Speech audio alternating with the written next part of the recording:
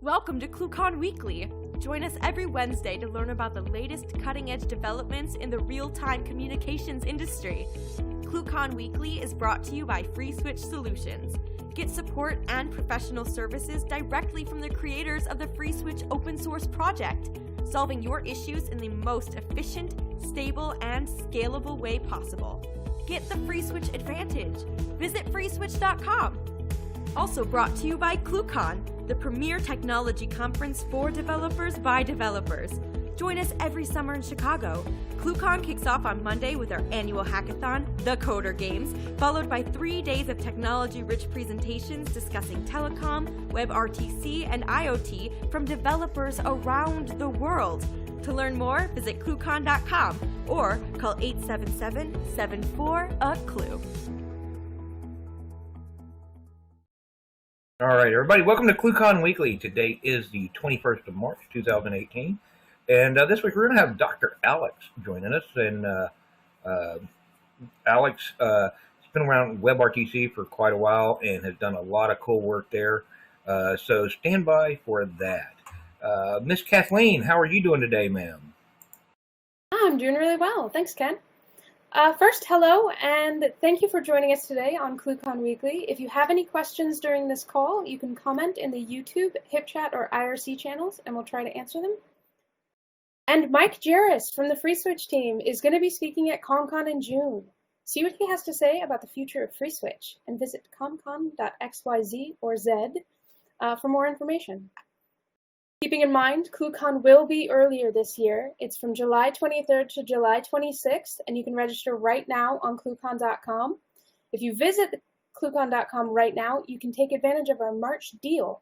We have a March Madness discount code, and it's CC 2018 March Madness. That'll save you $400 off your registration. So you only have 1 week left to use that. Go do that now. And we're bringing back the boat tour, so when you register, don't forget. We had a wonderful boat tour sponsored by Voicetel. Last year, we got to sail up and down the river and then out into the beautiful Chicago lakes and watch the sunset behind the city. Don't miss out on that. That's the Thursday night event, so make sure you RSVP when you register. Speakers, sign-ups are open right now. You have 1 week left. I know a lot of you kind of like to think about your proposals a little bit, take your time. You don't have time anymore. You have a week and maybe 3 days left. So go get those speaking proposals submitted. You can submit them on ClueCon.com. Click the speakers tab. It'll walk you through the sign up easily, simple. Get it done. Don't forget. And basic training is back at ClueCon. When you register, you can sign up for ClueCon training, for basic FreeSwitch training at ClueCon.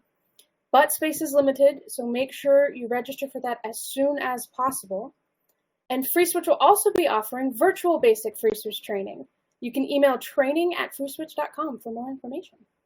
And if you have any suggestions for videos you'd like to see, please email us at marketing@cluecon.com, and we'll continue to add instructional videos periodically, so make sure you subscribe. And while you're subscribing to our YouTube channel, don't forget to like us on Facebook, follow us on Twitter, and sign up for our mailing list to get these and even more awesome announcements from the FreeSwitch team. And that's it for me, Ken. All right. Thank you very much, Kathleen. So we're going to jump right into it here, guys. Michael, how are you doing today, sir? Wonderful. Thank you, Ken. Today we have Dr. Alex, and Dr. Alex is the guru of test units. He's actually helped us out with our project substantially with making sure that everything works right with our RTC stuff.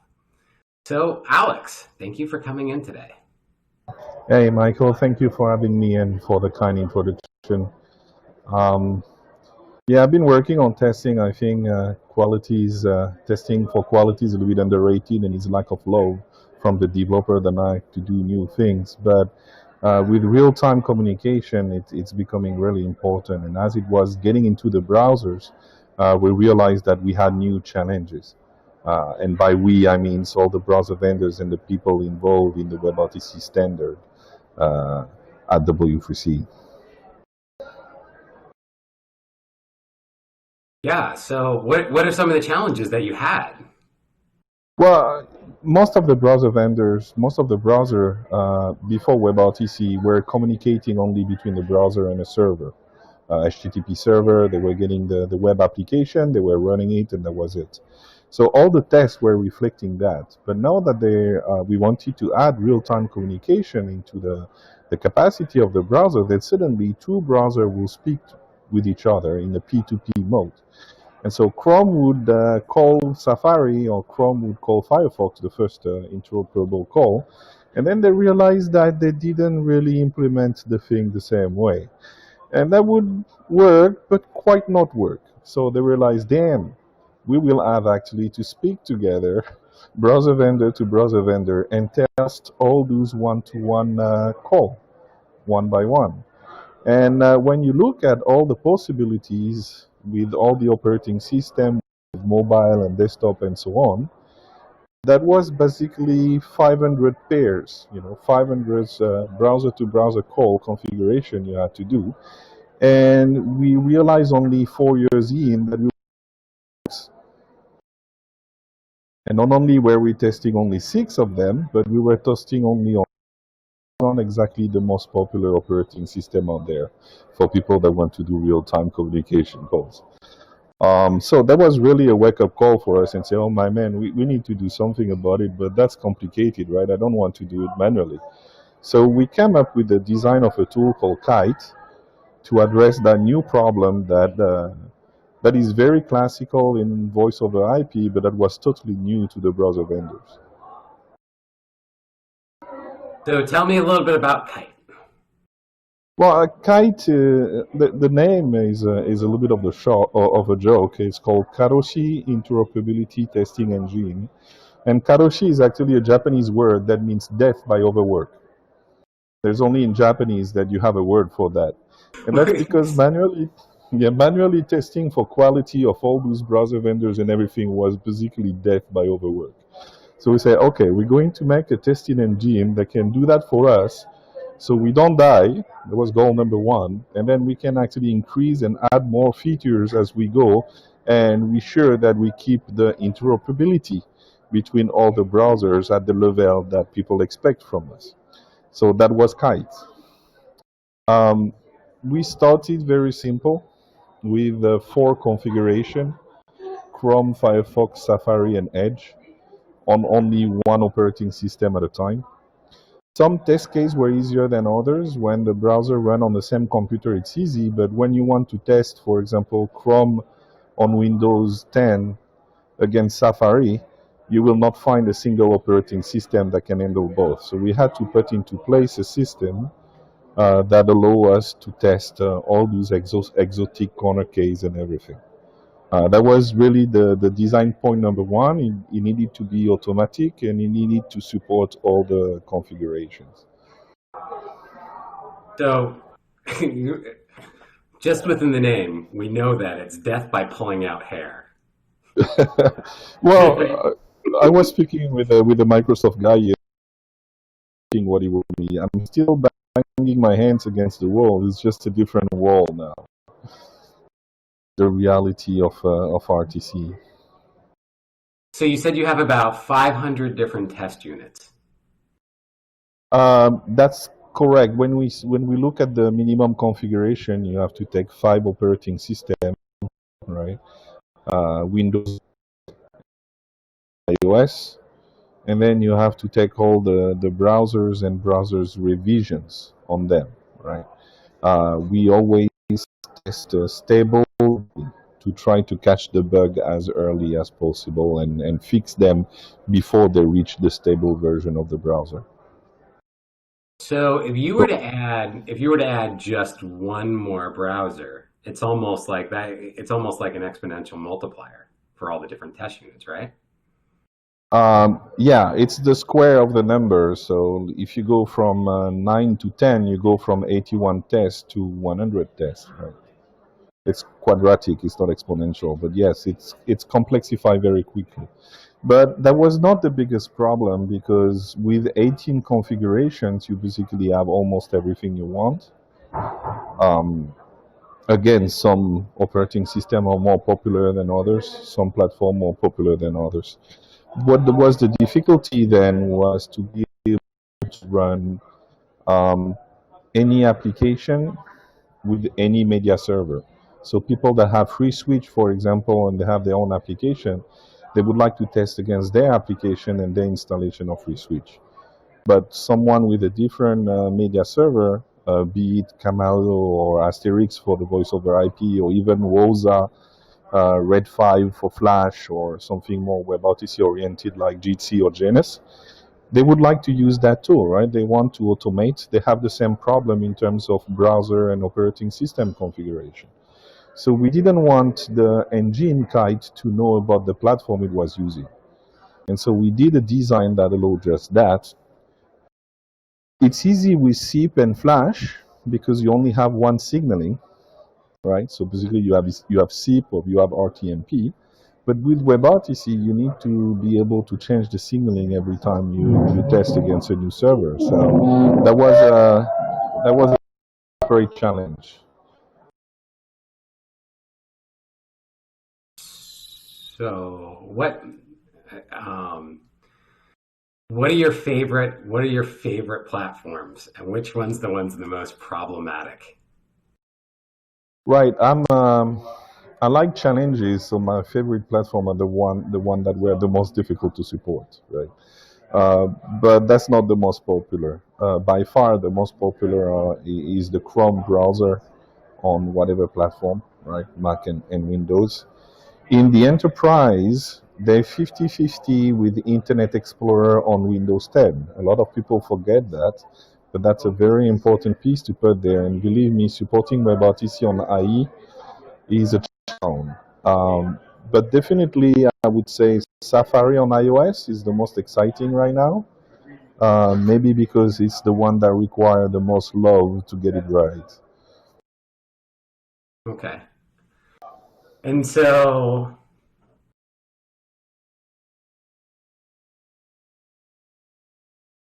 is this the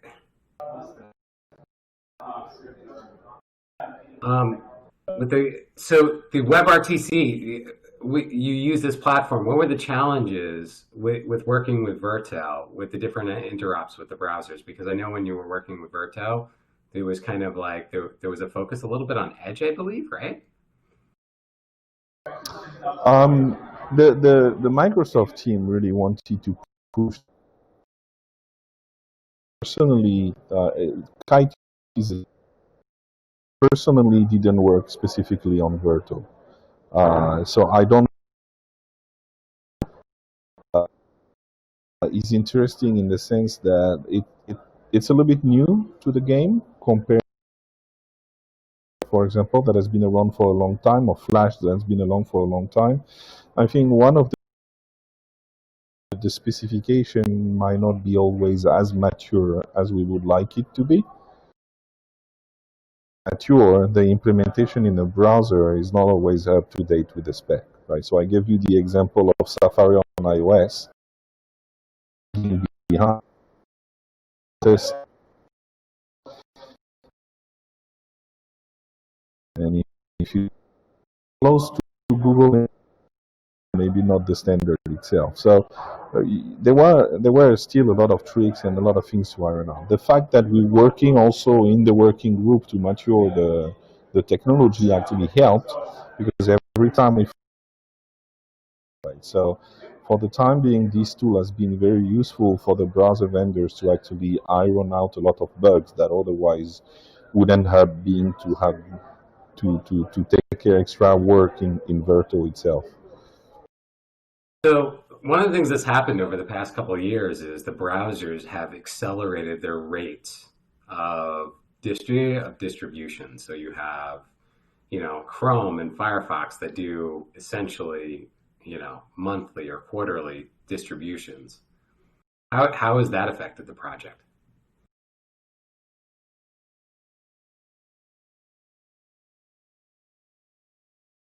You were saying what happened over the past few years is that the browsers, the different browser, the browser platforms have essentially, done regular releases at more frequent rates. So 10 years ago, we would have seen a browser come out every 2 years, but now we see it, almost monthly. How Right. does that really affect the test units? And from your Well, perspective, how quickly do you get those tests out there? And how does no, that? the fast release cycle of the browser is something that definitely was a problem, and that's something Kite is supposed to shield people from.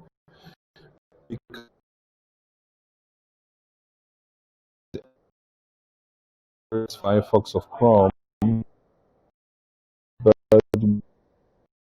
that actually change every day, and we do a run of the test every day against the browsers. So the idea is by the time you reach stability, by the time you have to upgrade, uh, we already have all the bugs. Finger crossed, right? That's we hope to be there soon. We already starting to catch a few nasty. That's what we do. So Kite, for the time being, is being used by Google, Microsoft, and Safari to test daily their browsers. Right. You can, it's open source, so people can use it also to test the app. And the idea is that hopefully the bugs will come from the app and not the browser. Right. And essentially those companies are some of the largest users of RTC. Why, yes, the people, Opera has been bought by a Chinese company, so we don't know exactly where they stand. But once you take Safari, Microsoft, Mozilla, and Google, you're pretty much done in terms of browsers.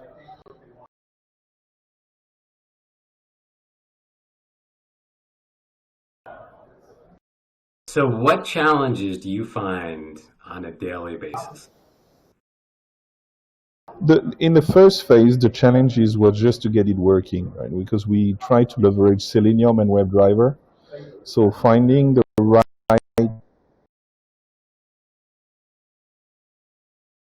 and so on was a little bit of black magic. We worked with the browser vendors to accuracy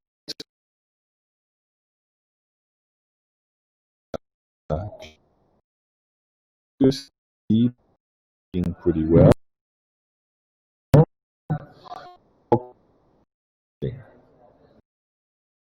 The different set of challenge. Well, so what's interesting? It's so important, having these test units. I mean, it's essentially essential in today's world. But how did you get into it?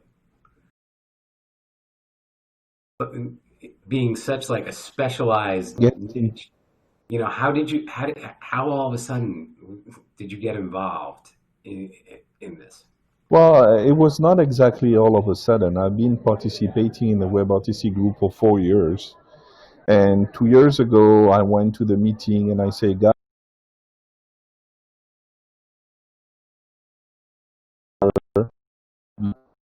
there is a testing requirement for WebRTC. So as a working group, we had to do something about that. Right? We're starting to lose you a little bit. Sorry? Yeah. Can you repeat some of that, because we're having a lot of packet loss?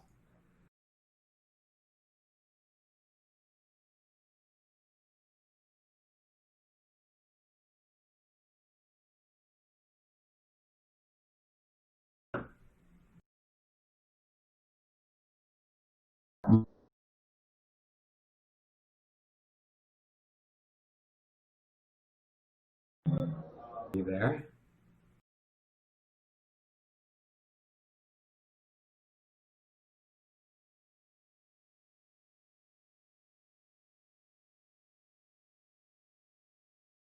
I'm still.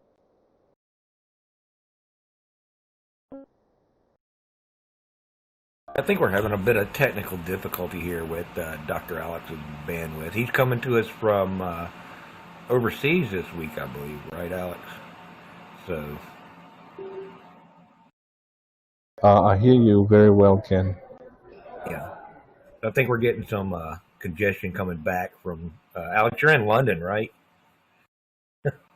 So the path between here and there seems to be a bit congested. So we keep losing your audio stream, Alex. Yeah, it's a little bit choppy on my end as well. Okay. Well, Alex, thank you for coming in today. Thank you for having me, and sorry about the bad Wi-Fi experience. Looks Oh like no, we need to you know test what? that a bit. We'd love to have you come back and kind of discuss this in a little bit more detail. It's really, really interesting stuff, and it's really valuable. Sure. I will also present it at ComCon UK. I think next to you guys, we're all going to be there. So if Yeah. people are in UK and want to come to the conference, we'll be there. Yeah. Well, I'll see you. I'll see you in person. All right. Thank you. And it's funny because it's Dr. Alex, but truly, what you do, it is, you are a doctor, a browser doctor. I have a very sick patient.